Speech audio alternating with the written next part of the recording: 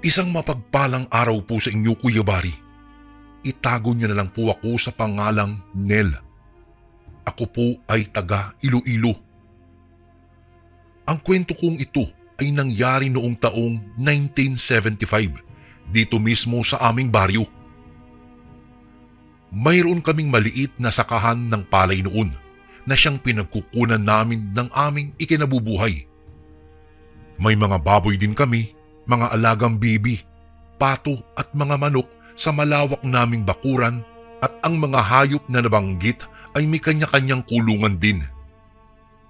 Masasabi ko po na sa lahat ng alaga namin ay pinakamarami ang mga manok. Medyo masagana naman ang pamumuhay namin gawa ng maihahanay kami noon sa mga medyo may kayang pamilya dito sa aming baryo. Kuya Bari, 13 anyos pa lamang po ako sa mga panahong iyon nang napabalita sa amin na nananalasa daw ang aswang na sarut sa Karatig Baryo. Subalit ang balitang iyon ay tinawanan lang ng iba, gawa ng ang mga kwentong aswang ay nababasa lang naman sa mga comics. Mayroon din namang naniniwala, ngunit hindi gaano, gawa ng wala pa namang talagang nakikita sa kung ano ang tunay na anyo ng sinasabi nilang aswang. Ang lahat ng naririnig ng mga taga-baryo ay kwento-kwento lamang. Isa sa mga naniniwala sa aswang ay ang aking tiyuhin na si Noel. Ayon pa sa kanya, huwag basta pagtawanan ang kwentong aswang dahil sa bawat kwento, nagkukubli ang isang katotohanan. Mahilig kasing magbasa ng comics si Tiyo, at kapag hawak niya ang mga comics niyang puro tungkol sa kababalaghan at aswang, ay tila ba napapadpad din siya sa mundo ng mga iyon. Sabi nga ng nanay ko, ay talagang naaadik na si Tiyo sa mga binabasa niya at nagmumukha na siyang ewan sa tuwing nagkukwento siya tungkol sa mga iyon para sa iba. Ngunit para sa akin, ito yung bagay na kinaaaliwan ko naman. Mahilig kasi akong makipagkwentuhan, Kuya Bari, sa tiyuhin ko, at sa bawat paglalahat niya ng kanyang mga kwento ay talagang namamangha ako at doon kami nagkakasundo. Minsan, napagalitan ako ng tatay gawa ng hindi ko napatuka ang paborito niyang manok na pansabong sa kadahilanang natuon ang oras ko sa pakikipagkwentuhan sa tiyuhin ko.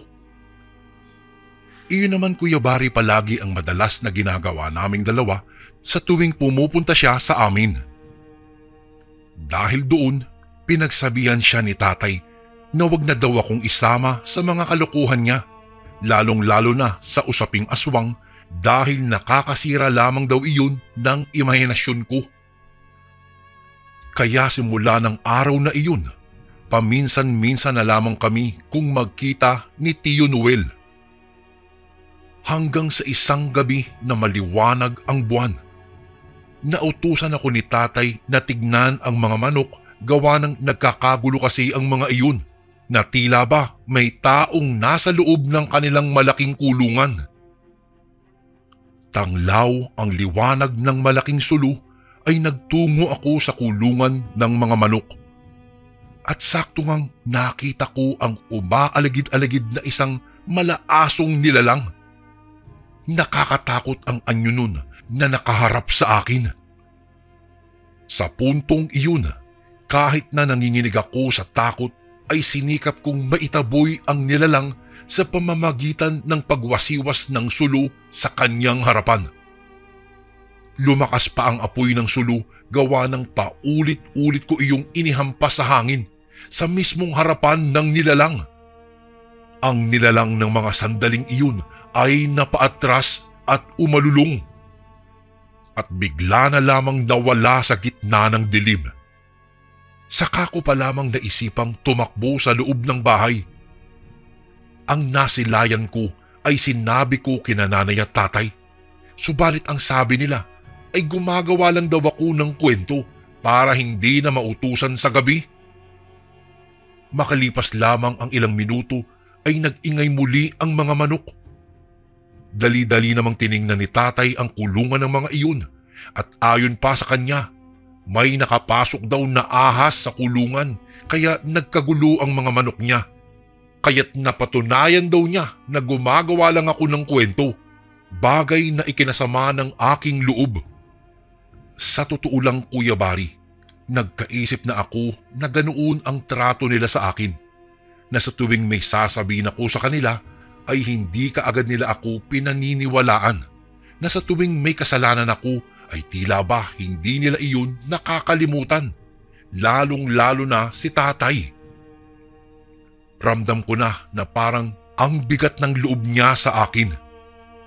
Yung ibang mga kapatid ko naman, maayos ang pagtrato niya.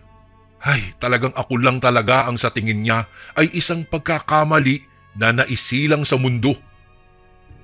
Minsan pa nga, narinig kong sinabi niya kay nanay na kumukulo raw ang kanyang dugo sa tuwing nakikita akong nakangisi. Bagay na nagparamdam sa akin na hindi niya ako mahal o minahal bilang isang anak. Bagkaganoon pa man, ipinakita ko pa rin sa kanila na ako ay isang masunuring anak kahit na paminsan-minsan ay palpak. Nang sumunod na araw, napabalita sa aming baryo na umatake daw ang sarot sa isang dayo na nagtayo ng tent sa loob ng kakahuyan. Ayon daw sa dayo, nasisiguro daw niyang lalapain siya ng aswang, kaya mabuti na lamang daw at may tangan siyang sibat na yari sa buho ng kawayan na mabisang pangontra umano sa nasabing nilalang. Iyon daw ang inihataw niya sa aswang na kamuntikan ng kitilin ang kanyang buhay.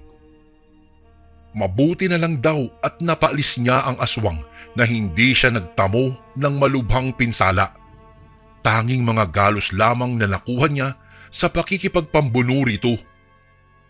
Ay naku, totoo kaya ang napapabalita na yan o baka naman gawa-gawa lang ng dayo upang hindi siya mabisto na nagnanakaw pala siya ng ilang mga hayop.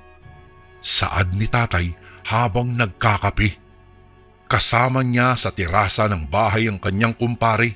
Ito naman ang nagbalita kay tatay sa usap-usapan sa baryo. Oo.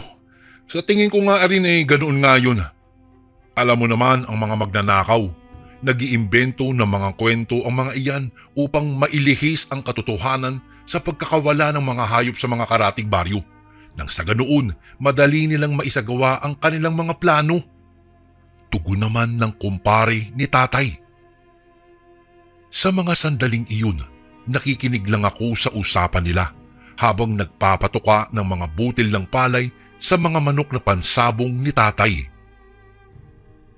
Isang araw, napadalaw si Tio Noel sa bahay at syempre pa, bago na namang kwento ang baon niya.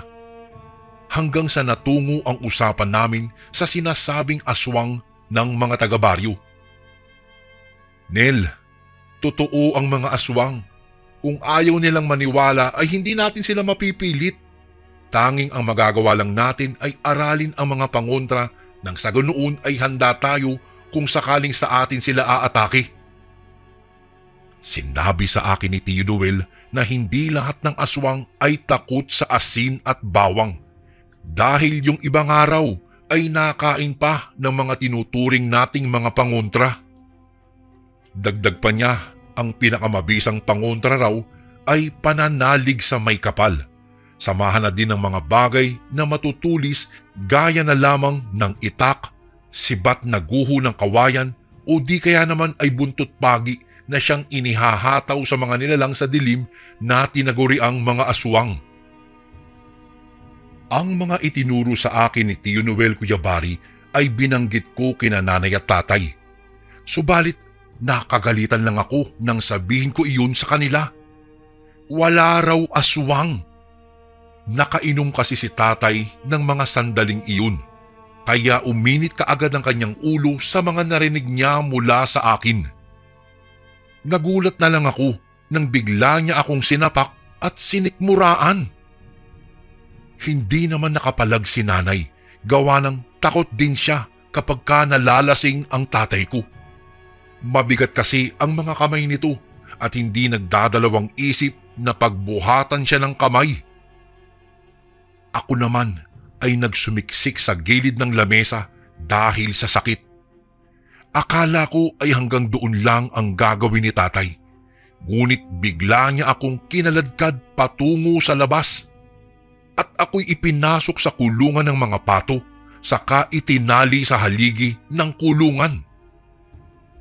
"Buisit ka, diyan ka matutulog ngayong gabi. Sabi mo may aswang, di ba? Sige, patunayan mo." Sigaw niya sa akin, tapos ay sinipa pa ako. Umiyak na ako ng mga sandaling iyon, Kuya Bari, dahil sa sakit at takot gawa ng madilim doon sa loob ng kulungan ng mga pato. "Sige, iaalay kita ngayon sa sinasabi mong mga aswang-aswang na yan para naman hindi na siya maghanap pa ng makakain sa iba." Dagdag pa niyang sigaw bago ako tinalikuran. Nang tuluyan na siyang makalabas sa kulungan ng mga pato, ay muli siyang sumigaw. "Hoy, aswang! Inaalay ko si Nel sa'yo!" Saka humalakak na para bang nanunuya. Ang lamig ng pagdampi ng hangin sa aking balat ay nagpaginaw sa akin. Hindi ko na napigilan pa ang pagsigaw. Tinawag ko si tatay dahil takot na ako sa dilim. Takot ako sa nilalang na nakita ko minsan sa may labas ng kulungan ng mga manok. Tatay! Pakawalan niyo na ako! Hindi na po ako uulit. Parang awa niyo na. Nay, tulungan mo naman ako!" Paulit-ulit kong sigaw. Nabulabog na ang mga alaga naming mga pato, maging sila ay nag-iingay na rin. Maghahating gabi na, saka pa lamang ako kinalagan ni nanay. Kakatulog lang daw kasi ng tatay. Panay pa rin ang pagpapalahaw ko sa puntong iyon. Ang yapos ni nanay ay unti-unting nagpakawala ng takot ko. Pumanhik kami sa bahay at doon ay ginamot ni nanay ang mga pasako. Humingi pa nga siya ng paumanhin dahil hindi kaagad daw niya ako napuntahan sa pinaglagyan ni tatay sa akin. Nakatulog kami ni nanay na magkayakap dahil ayaw kong iwan niya akong mag-isa sa loob ng aking silid. Wala kasi roon ang 3 kong kapatid. Na taon na doon sila pinatulog ng lola ko sa bahay nito. Paggising ko kinaumagahan ay bumungad sa akin ang galit na si tatay. Akala ko ay ako na naman ang dahilan noon, ngunit hindi pala. Dahil nakita ko na doon siya sa kulungan ng mga manok na katayo at narinig kong sinasabi niya na inatake raw kami kagabi ng mga kawatan dahil halos naubos daw ang mga manok namin. Nang sipatin ko naman ang mga manok namin na naroroon, ay halos nawawala nga ang kalahating bilang ng mga iyon. Ayan kasi, naglalasing ka, kaya ayan, nasalisihan tayo ng mga magnanakaw. Tingnan mo tuloy, nanggagaliiti ka ngayon sa galit. Pwede ba tay, tigilan mo na ang pag-iinom ng maraming tuba? Pati kami, pineperwisyo mo na at sinasaktan pa. Rinig kong tunghayaw naman ni nanay sa kanya. Hindi na siya nakakibo pa at hinanap ako kapag kuwan. Medyo masakit pa po ang ginawang pagsuntok niya sa sikmura ko, Kuya Bari, kaya dahan-dahan ang ginawa kong paghakbang patungo sa kanya. Nel, mamayang gabi magbanday ka sa paligid ha. Isama mo ang mga kapatid mo. Tiyak na babalik ang mga iyon. Kailangan natin silang mahuli sa akto. Ani ni tatay at tiningnan akong mabuti. O ano, nakita mo ba kagabi yung sinasabi mong aswang? Dagdag niya. Umiling ako at nagwika na. Ay, wala pong aswang. Tumangulang siya at nagsabing, wala naman talaga dahil gawa-gawang istorya lamang ang tungkol sa mga nilalang na iyan. Kung ayaw mong masaktan, tigilan mo na ang pagbanggit niyan. Maliwanag ba? Tumango na lamang ako bilang tugon dahil ayaw kong sa akin mabaling muli ang galit niya. Kagaya nga ng sinabi ni tatay, ay nagbantay nga kami ng mga kapatid ko doon malapit sa kulungan ng baboy. Maliwanag ang buwan noon at saktong makikita mo kaagad ang bulto ng isang tao na naglakas loob na pumasok sa aming teritoryo. Subalit sumapit na lang ang bukang liwayway ay walang nagawi sa aming bakuran na mga kawatan. Halos gabi-gabi kaming nagbabantay sa kung sino, ngunit wala namang nagtungo roon. Kaya naman ipinagpalagay na lamang namin na wala namang talagang dapat bantayan. Ngunit iginiit ni tatay na hindi daw maaaring sukuan ang pagbabantay dahil anumang oras daw ay maaaring sumalakay ang mga magnanakaw. Sa isip-isip ko noong mga panahong iyon ay hindi naman talaga tao ang nagnanakaw sa mga alaga namin, kung hindi isang aswang. Hanggang sa isang gabi, mahimbing na natutulog ang aking mga kapatid nang makarinig ako ng pag-igik ng mga baboy. Kaagad akong bumaba upang tignan kung bakit nag-iingay ang mga iyon. Sa bakuran namin ay may dalawang malalaking sulo na nakasindi. Iyon kasi ang nagsisilbing tanglaw namin tuwing gabi, gawa ng wala pang elektrisidad noon sa aming baryo, Kuya Bari. Inilagay talaga iyon doon ni tatay para kung may kahinahinala ay kaagad naming makita. May nasipat akong isang bulto ng nilalang na umaaligid-aligid sa aming babuyan. Malaaso ang anyo noon at sa isang iglap lamang ay bigla niyang kinalmot ang isa sa mga baboy doon. Kitang-kita ko pa ang pagwakwak niya sa mga bituka ng baboy. Dahil sa pagkabigla ay hindi kaagad ako nakagalaw. Tinatanaw ko na lamang ang ginagawa niyang pagnasab sa sariwang karne ng baboy. Hanggang sa nakakuha ko ng pagkakataong tumakbo patungo sa kwarto ni na tatay. Sakto namang hindi iyon nakalak, kaya madali kong nagising si tatay. Tay, may aswang po. Tingnan ninyo po sa babuyan. Kinakain niya ng buhay ang isang baboy doon. Dahil siguro sa bagong gising si tatay, ay hindi kaagad niya naintindihan ang sinasabi ko. Dali-dali siyang pumanaog at diretsyong naglakad palabas ng bahay na walang dala na anuman.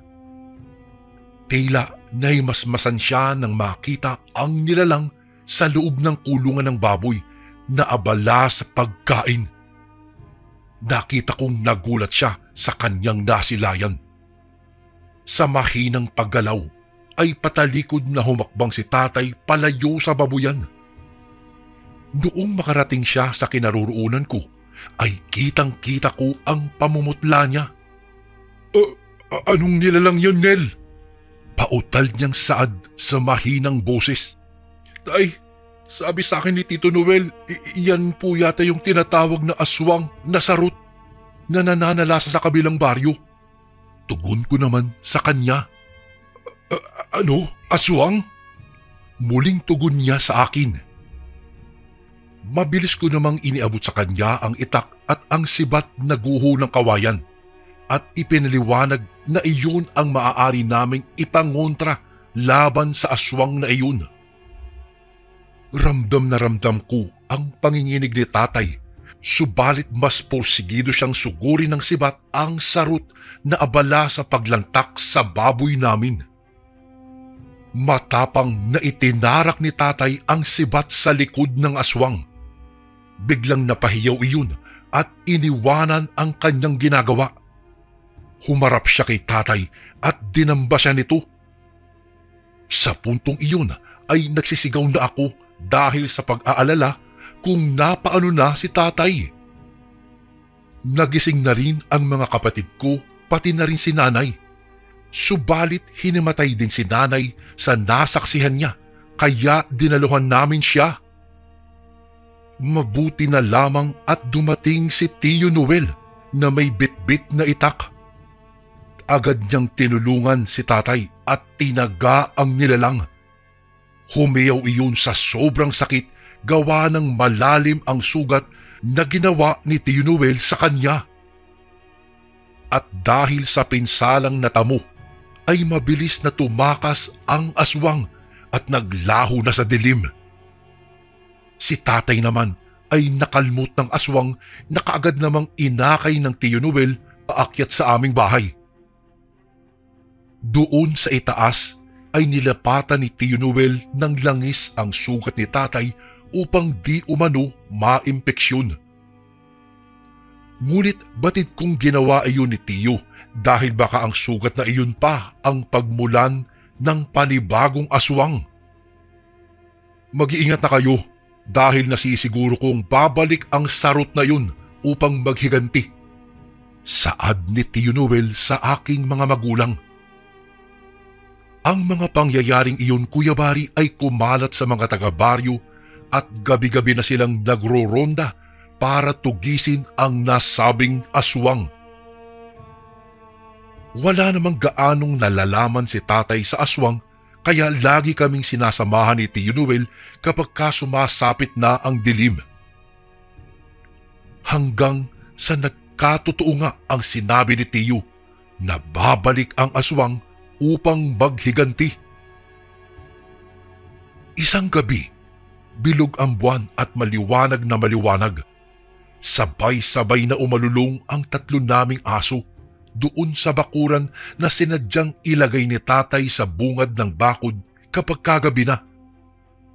Nataon pang wala si na tatay doon dahil may inasikaso sa bahay nila lola na nasa bayan pa. Kami lang ng mga kapatid ko ang nasa bahay kasama si Tio. Mula sa siwang ng bintana, natanaw namin ni Tio ang sarot na kumakain ng mga manok at nanlaki ang mga mata ko nang bilangin ko ang mga natirang manok. 3 piraso na lamang iyon. Indikasyon na marami na ang nakain ng aswang na iyon. Tahimik lang nakikiramdam si Tio Noel hanggang sa bumaba siya upang harapin ang nilalang. Noong makaapak na sa lupa ang mga paan niya, ay siya namang pagbaling ng aswang sa mga natirang alaga naming baboy. Sa isang iglap lamang ay nakapatong na siya sa loob ng kulungan at napatumba na niya ang mga baboy na natitira. Tila pinapakita niya sa amin na kayang-kaya niya kaming ubusin. Subalit magkaganoon pa man, mabilis na hinataw kaagad ni Tio ng buntot pagi ang aswang. Tila naman nangangalaiti sa galit ang aswang at agad na sinunggaban niya si Tio. Sinakal niya ito at dinilaan ang pagmumukha. Sobrang nainis ako sa ginagawa niya sa tiyo ko kaya sinunggaban ko siya gamit ang sulo na nag-aapoy. Tila naman na alarma ang aswang kaya medyo napaatras iyon at nabitiwan ang liig ni Tio. Kinuha naman ni Tio ang pagkakataon upang ihampas ng paulit-ulit sa katawan ng aswang ang kanyang buntot pagi. Saka ko inihagi sa kanya ang sibat na guho sa kawayan at sa malakas na puwersa ay itinarak niya iyon sa katawan ng aswang. Sa puntong iyon, nanghina ang aswang at sumadsad na ito sa lupa. Sa tingin ko ay nagtamo iyon ng matinding pinsala sa kanyang katawan. Ang gaas na nasa sulo ay ibinuhos ni Tio sa katawan ng aswang at mabilis na sinindihan iyon. Biglang kumalat ang apoy sa buong katawan ng aswang at makalipas lamang ng ilang sandali ay tuluyan na itong naging abo. Sa paglipas ng mga araw ay naging tahimik na ang usapang aswang sa baryo. Ang mga nangyari sa aming bakuran ay hindi na namin ipinarating pa sa kanila. Tanging ang angkan lang namin ang nakakaalam sa mga naganap ng gabing iyon. At ang nakapagtataka ay napabalita na naman na nawawala raw ang kumpare ni tatay sa hindi malamang dahilan. Ayon sa mga kapitbahay nito, namataan daw nila na nasa loob pa raw ng bahay nito ang lalaki ng huling gabi na nakita nila ito at kinaumagahan ay hindi na nila nakitang lumabas pa hanggang sa dumaan na ang ilang araw at base sa investigasyon ay walang makitang dahilan sa bigla nitong paglaho na siyang nag-iwan sa amin ng mga haka-haka at pagkalito na nauwi sa isang teorya na baka marahil siya ang aswang na umatake sa mga alagang hayop namin na napatay ni Tiyo. Si tatay naman ay nag-iba na buhat ng gabing siya'y mismo ang nakakita sa sinasabi kong aswang at siya mismo ang makapagpapatunay na totoo ngang may aswang. Magmula noon, naging maayos na rin ang pakikitungo niya sa akin at humingi siya ng tawad sa ginawa niyang pag-alay sa akin sa aswang noong gabing nalasing siya. Dito ko na po tatapusin ang aking kwento. Kuya Bari, minsan akong inalay ng aking magulang sa isang aswang na inakala niyang gawa-gawa ko lamang. Isang pangyayari sa aking buhay, Kuya Bari, ang hinding-hindi ko na malilimutan. Maraming salamat po sa paglaan ng oras upang basahin itong aking kwento. Lubos na gumagalang, Nel.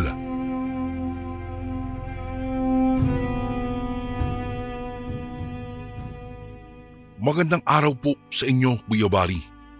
Tawagan niyo na lang po ako sa pangalang Joey. 35 anyos na ho sa ngayon at may sariling pamilya na rin. Pero natatandaan ko pa rin po ang kwento ng aking kabataan.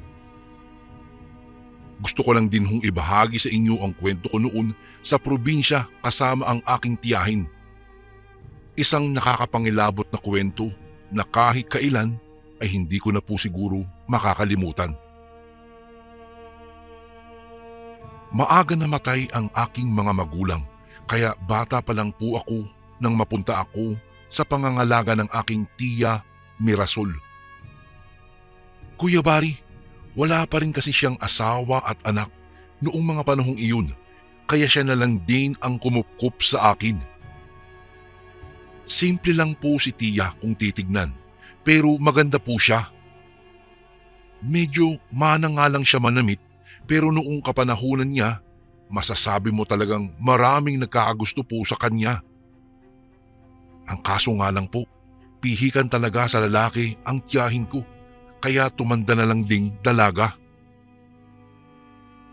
Pero kahit pa po tumandang dalaga, ay mabait naman po si tiya at masaya ding kasama. Hindi siya istrikto pagdating sa paglalaro ko at hindi rin palautos sa gawaing bahay, kaya madalas ay nagkukusa na lamang po ako. Madalas ko siyang samahan mangahoy sa kakahuyan o kaya ay tulungan sa kanyang pag-aalaga sa mga halaman at pagluluto. Masasabi ko talaga na naging maganda ang samahan namin ng tiya. Palagi lang ganoon ang ginagawa namin ni tiya hanggang sa dumating yung araw na nagmeet siya ng pagbabago sa buhay namin pareho. Pumunta po kami noon sa kakahuyan para mangahoy. Tanda ko po siguro yung mga 8 taong gulang pa lang po ako noon. Kagaya po ng dati ay ako ang nagdadala ng sako at nagbibitbit habang si tiya naman ang kumukuha ng mga kahoy at namumulot ng mga tuyo na. Hapon na kami pumunta para mangahoy para hindi po mainit. Ang kaso nga lang, napasarap yung paglalakad-lakad namin at kwentuhan namin ni tiya, kaya medyo inabot po kami ng dapit hapon. Tanda ko pa nga, nagmamadali na kaming umuwi noon kasi nga delikado kung 2 lang kami maiiwan ng gabi sa labas. Isang babae at isang batang lalaki ay talagang talo kami. Ngunit ang isa sa mga kinatatakutan namin ay yung mga galit na aso. Marami kasi talagang aso sa baryo namin, Kuya Bari, dati. Ang malala, yung mga aso sa amin sa gabi ay todo ingay ang tahol kapag nakakakita ng tao. Sobrang protekta nila sa mga bahay nila.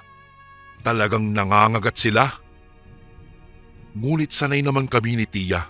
Basta wag mo lang papansinin at wag kang tatakbo para hindi ka habulin at kagatin. Pero iba yung nakasalubong namin nung gabing iyon. Kakadilim pa lang nung nakalabas kami sa kakahuyan nang biglang may humarang sa amin na 3 malalaking aso. Nagsisituluan pa ang mga laway nila at parang galit na galit ito sa amin kahit wala namang kaming ginagawa sa kanila. Hindi rin kami makadaan ni Tia kasi nga nakaharang sila sa amin. Ako naman noon na maikli ang pasensya, siyempre bata pinukol ko na ng maliit na kahoy para sana umalis na sa harapan namin, kaso mas lalo atang nagalit. Naghanda na kami ni Tia nung nakita naming palapit na sila para umatake. Nang may biglang naghagi sa kanila ng kung ano, tapos nagsitakbuhan na sila papalayo. Noong tignan namin kung sino, nakita naming lalaki pala yung nagligtas sa amin. Halos kasing edad lang din ni Tia. Napag-alaman namin na Dante pala ang pangalan niya, tapos ay sinabayan na niya kami maglakad pa uwi. Mabait naman po, Kuya Bari, yung lalaki, kaya nagpasalamat din talaga kami bago kami makauwi. Inalok pa nga siya ni Tia kung gusto niyang kumain ng hapunan sa bahay o di kaya ay magkape muna para makapagpasalamat man lang kami. Ngunit umayaw naman siya kasi daw doon siya kakain sa pinagtatrabahuhan niya ngayon, kaya nagpaalam na lang kami sa kanya pagkatapos naming magpasalamat. Magmula noon, napagpasyahan na lang namin ni Tia na tuwing umaga na lang kami mangahoy para di kami maabutan ng gabi. Kinabukasan, ganun ulit ang buhay namin. Pinapunta kami sa bahay ng lola ko na ginagawa sa kabilang baryo lang naman. Sa pagkakaalam at pagkakatanda ko, Kuya Bari, yung isang kapatid ni Mama ang nagpopondo para sa pagpapagawa nun na si Tio Fidel. Naalala ko noong nagpresenta din siya na kunin ako para alagaan. Ang kaso lang, sinabi ng lolo at lola ko na mas maganda kung kay Tia Mirasol daw ako para may makakasama siya sa bahay niya. Pupunta kami doon kila lola para tumulong magluto at mag-asikaso ng mga trabahador nila. Pagdating namin ni Tia doon, nagsimula na kami tumulong kaagad. Nagulat kami nung makita namin si Kuya Dante. Nagtatrabaho pala siya doon. Pagkatapos noon ay napag-alaman namin na taga-kabilang bayan lang pala siya. Mga 2 baryo mula sa amin. Naikwento namin kila lola kung papaano namin siya nakilala at papaano niya kami iniligtas doon sa mga galit na aso. Natuwa naman si lola dahil doon. Doon ko una napansin na napapalapit si Kuya Dante kay Tia. Halos si Kuya Dante nga lang ang nakakausap ni Tia noon sa mga trabahador doon. Nung una, iniisip ko na baka komportable lamang siya dahil nga sa kakilala na niya si Kuya Dante. Pero kilala ko naman si Tia at alam ko na likas sa kanya ang pagiging palakaibigan at palakausap sa mga tao. Pero iba talaga kung papaano niya pakitunguhan si Kuya Dante. Ako naman noon ay bata pa lamang, kahit na medyo matanda na ang isip ay hindi ko pa naman alam bigyan ng mali siya ang mga ganoong bagay. Kung kaya't hinayaan na lang namin silang mag-usap. Tapos inasar-asar na rin sila ng ilan sa aming mga kamag-anak na parang ang lapit na raw nila sa isa't isa. Kita ko naman na namumula na si Tia at medyo nahihiya pa. Matapos yung araw na iyon na puro ganun na lang din, nagulat pa ako nang inihatid kami ni Kuya Dante pauwi kasi raw baka maabutan na naman kami ng mga aso. Pag-uwi namin ni Tia, nakikita ko pa siyang napapatulala tapos napapangiti. Ako naman ay inasar-asar ko pa siya nun. Tatawa-tawa lang siya, kesyo hindi raw at mapang-asar lang daw talaga ako. Doon na nga nagsimula talaga ang lahat, Kuya Bari. Halos araw-araw na kami pumupunta ni Tia kila Lola para tumulong. Tapos parang iyon din ang naging dahilan para mas mapalapit silang dalawa ni Kuya Dante. Nagsimula sa ihahatid-hatid kami ni Kuya Dante pauwi kapag katapos na yung araw, hanggang sa iniimbita na siya ni ate na uminom muna ng tsokolate muna sa bahay. Pagkatapos ay pumapayag naman itong si Kuya Dante. Kahit sa akin ay napapalapit na rin siya dahil madalas na rin niya akong kausapin. Tinatanong niya ako kung ano daw ang gusto kong maging paglaki o kung ano ang mga bagay na hilig ko. Minsan lang ako magkaroon ng kausap, Kuya Bari, na matandang lalaki noon dahil seryoso rin sa buhay ang ilan sa mga uncle ko at hindi naman nakikipagkwentuhan din sa akin. Masaya ako noon dahil minsan nga ay binubuhat pa ako ni Kuya Dante pauwi. Naaalala ko tuloy sa kanilang dalawa ang mga magulang ko. Parang ganun na ganun din kami dati noong nabubuhay pa sila. Kapag ka nalulungkot kasi ako, namimiss ko ang mga magulang ko, ay iniisip ko na lang na nandyan naman si Tia Mirasol para tignan at alagaan ako. Hanggang sa isang araw, kapag walang trabaho si Kuya Dante kila Lola, ay binibisita na niya kami ni Tia Mirasol sa bahay. Nagsisibak na rin siya ng kahoy sa amin at nakikita ko na talagang napapalapit na ang Tia sa kanya. Halos araw-araw na siya na nandoon sa bahay. Para na nga kaming pamilya na magkakasama sa iisang bubong. Kaya nasanay na rin ako sa presensya niya. Minsan kapag aalis ako upang maglaro, bibigyan pa niya ako ng pangmeryenda para daw magmeryenda ako kasama ang mga kaibigan ko. Kuya Bari, di ko pa yun dati naiintindihan nung bata pa ako na kaya niya yun ginagawa kasi gusto niyang masulo ang tiyahin ko sa bahay. Noong mga panahong iyon, doon ko lang nalaman ang tungkol sa panliligaw kasi nga nababanggit na ng mga kalaro ko. Tapos tinanong ko noon si Tia kung nililigawan ba siya ni Kuya Dante. Sabi niya lang sa akin ay nagtatanong daw si Kuya Dante sa kanya kung gusto niya raw magpaligaw at kung ayos lang ba. Pero sabi niya hindi pa raw niya alam ang kanyang isasagot. Naalala ko kasi na ikwento sa akin ni Tia dati na isa rin sa mga dahilan kung bakit wala pa siyang asawa at anak ay dati na siyang nabigo sa pag-ibig. Napag-alaman kong niloko ata siya ng dating niyang kasintahan. Pagkatapos dun, natakot na siyang magmahal ulit kaya kahit na maraming nagkakagusto sa kanya ay talagang ilap siya sa mga lalaki. Sa katunayan nga, Kuya Bari, doon ko na lang ulit siya kay Kuya Dante nakitang masaya nang umingiti sa lalaki. Dati ay kung hindi namin kamag-anak ay talagang hindi siya palakausap sa mga lalaki kahit pa palakaibigan naman siya. At dumating na yung pagkakataon na nakikita ko na si Tia na nag-aayos sa salamin. Dati ay wala naman talaga siyang pakialam sa kanyang itsura o sa susuotin niya. Talagang simple lang. Doon ko napagtanto na baka nga nagugustuhan na rin niya si Kuya Dante, kaya nag-aayos at nagpapaganda na rin siya para dito. Madalas na niya suklayin at ayusin ang kanyang buhok. May mga bagong damit din siyang binili, mga bestida na talaga namang bumabagay sa kanya. Siya nga pala, teacher nga pala sa elementarya ang Tia. Pero bakasyon naman noong mga panahong iyon kaya lagi lang kaming nasa bahay. Pero kahit pa naguro siya ay hindi mo naman siya laging makikitaan dati na nakaayos. Talagang naka-uniforme lang at simpleng malinis na postura. Ganun lang lagi. Tapos ngayon ay nag-aayos na siya.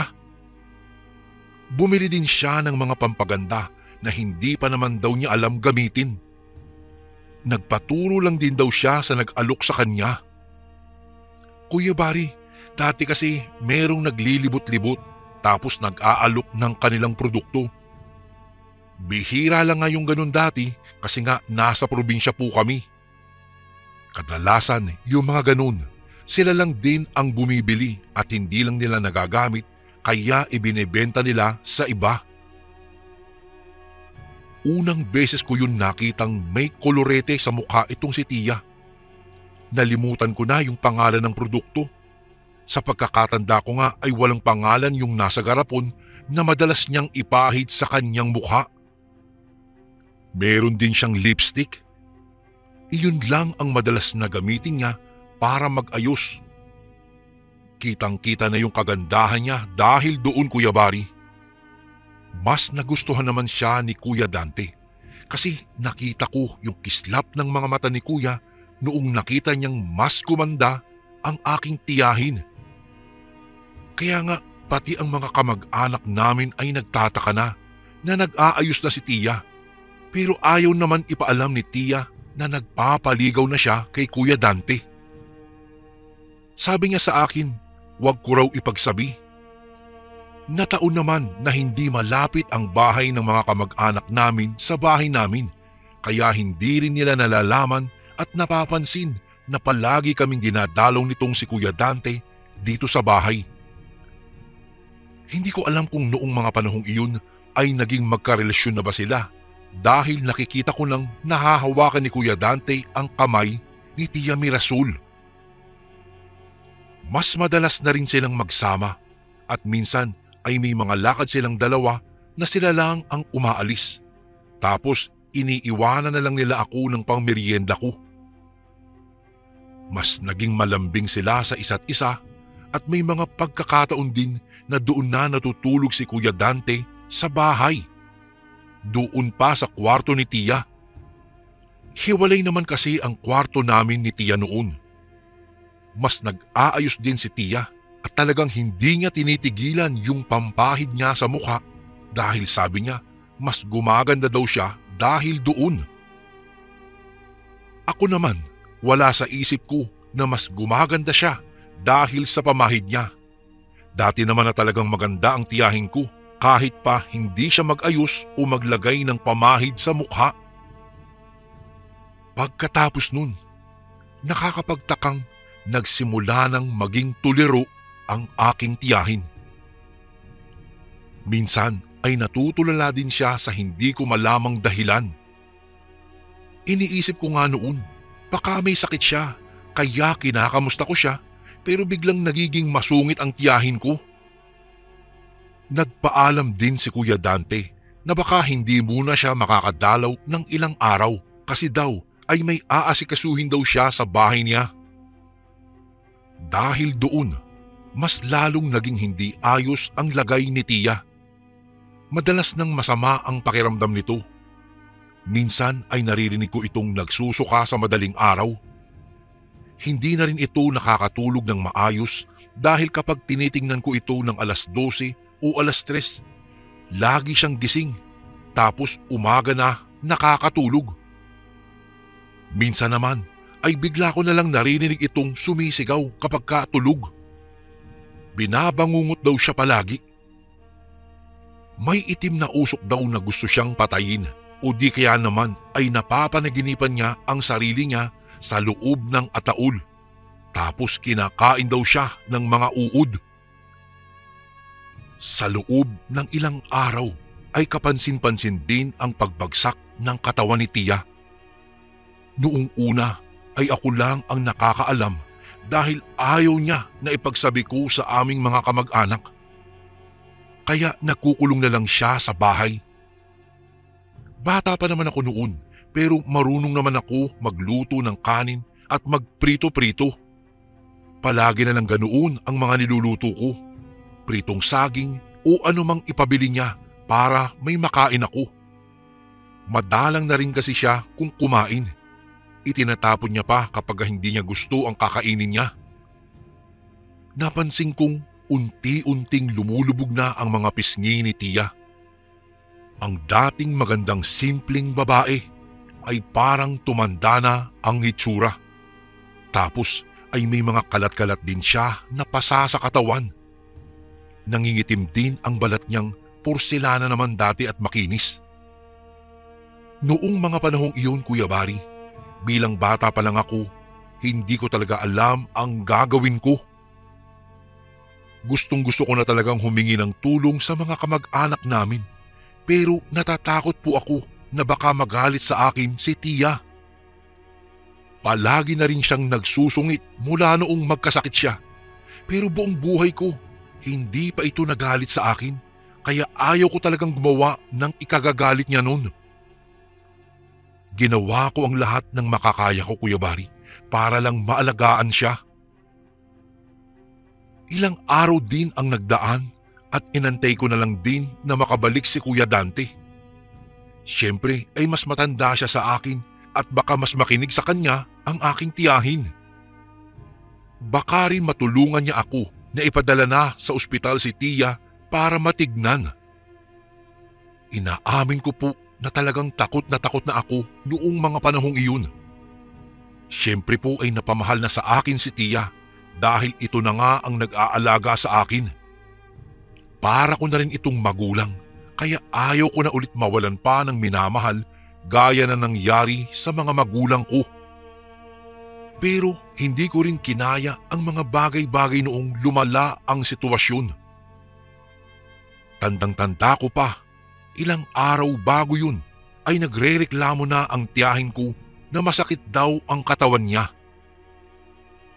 Kaya naman ako, palagi akong nagpipresenta na hilutin siya. Ang kaso, hindi naman daw nawawala ang sakit. Hapon noong nagulat ako dahil biglang parang gumagalaw ng kusa ang mga buto ni Tia sa katawan. Kitang-kita ko kung papaano para siyang unti-unting tinutupi at binabalian ng buto. Rinig hanggang kabilang bahay ang pagsigaw niya dahil sa sakit at ang kanyang paghagulgol.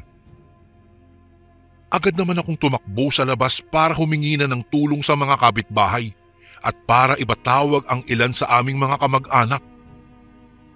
Hindi pa rin agad tumigil ang pangyayaring iyon kay Tia at naglalagas na rin ang kanyang buhok.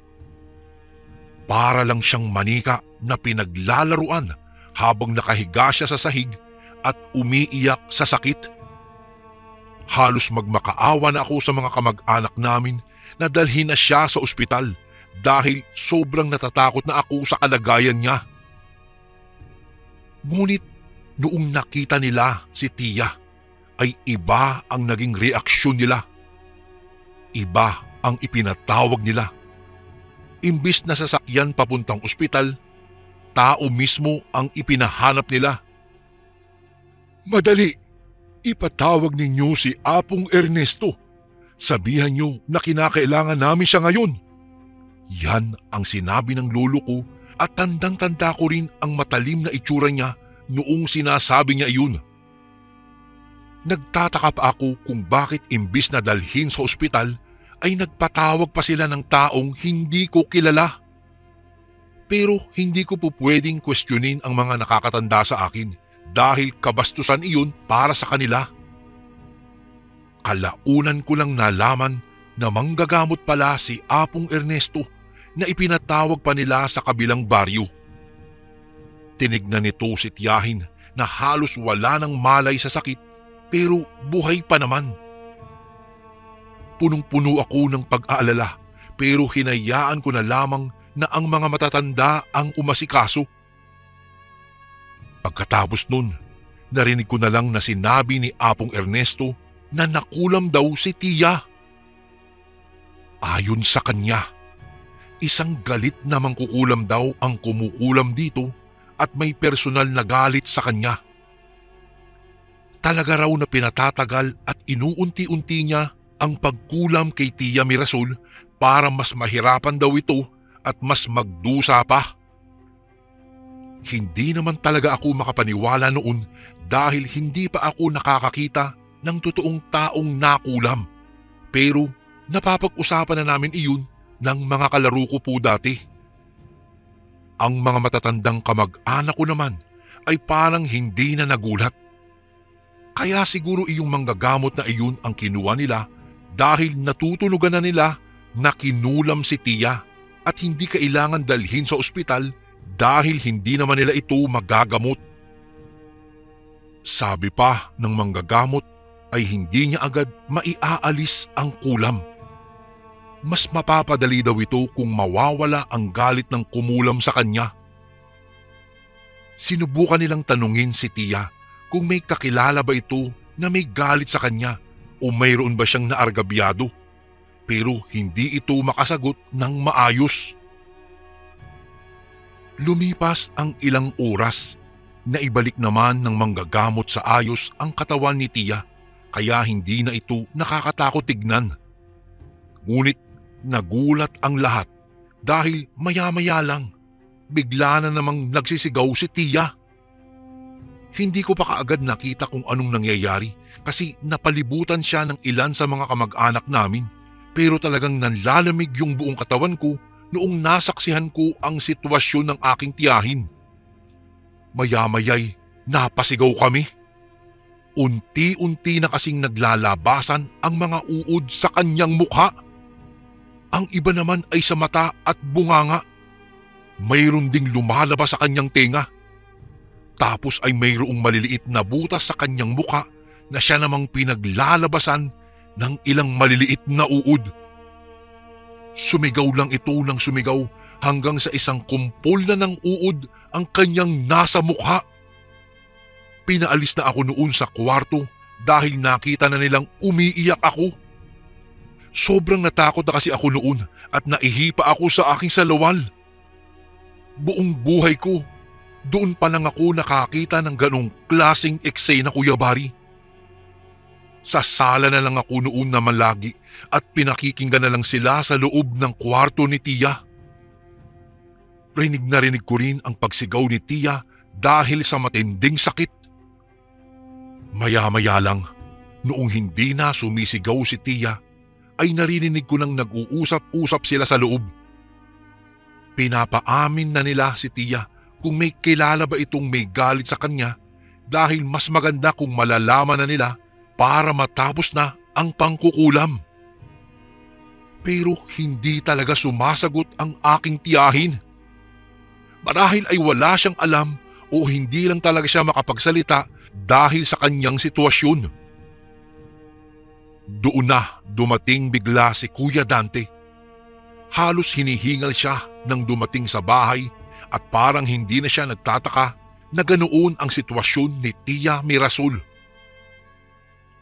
Tinanong siya ng mga kamag-anak namin kung bakit bigla siyang nandun. Hindi siya kaagad nakasagot. Nanatiling nakatingin lamang siya kay Tia Mirasol noon na noon ay nakapikit na lamang sa higaan dahil sa tindi ng sakit na nararamdaman niya. Nang walang ano-ano, nagulat na lang ako noong biglang sinapak siya ng aming lolo. Napasigaw pa nga ang ilan sa amin dahil sa gulat. Pinipigilan nila ang lolo namin pero hindi naman pumalag si Kuya Dante. Galit na galit ang lolo. Bakit daw niya dinadalaw si Tia? Tinanong niya si Kuya Dante kung nagkaroon ba sila ng relasyon at mas nagalit po talaga ang lolo nang hindi ito nakasagot. Tandang-tanda ko pa yung naging sagutan nila. Walang iya ka! Bakit kayo nagkaroon ng relasyon ni Mirasol? Hindi ba't may asawa't anak ka na? Galit na saad ng lolo. Oo, pasensya na talaga. Ang asawa ko rin ang siyang kumukulam kay Mirasol dahil sa tindi ng galit niya. Huwag kayong mag-alala dahil tutulungan ko kayo para maialis ang kulam. Mahinahong sagot ni Kuya Dante. Doon na ako mas lalong nagulat, Kuya Bari. May asawa pala si Kuya Dante at ang mas malala, Parang hindi naman nagulat ang tiyahin ko noon. Nakatingin lamang siya kila Kuya Dante at Lolo habang nag-aaway. Ang ibig sabihin, matagal na niyang alam. Kaya pala itinatago nila ang kanilang relasyon dahil bawal na pag-ibig pala ito.